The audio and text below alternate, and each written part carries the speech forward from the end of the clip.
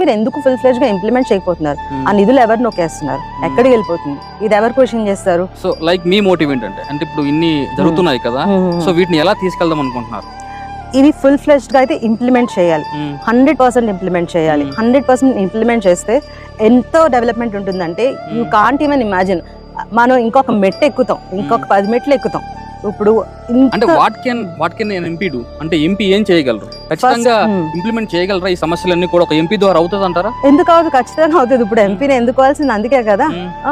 అంటే ఎందుకు మరి? అంటే ఇంతమంది ఎంపీలు ఉండగా కూడా గిరిజన ప్రాంతం ఇంకా వెనకబడే ఉంది. డోలుమోతులు మోస్తున్నారు, సొంత డబ్బులతో రోడ్లు వేయించుకుంటున్నారు, సొంత డబ్బులతో కుళాయిలు వేయించుకుంటున్నారు. సో ఒక ఎంపీలు చాలా మంది ఉన్నారు కదా, సో ఇదంతా జరగలేదు.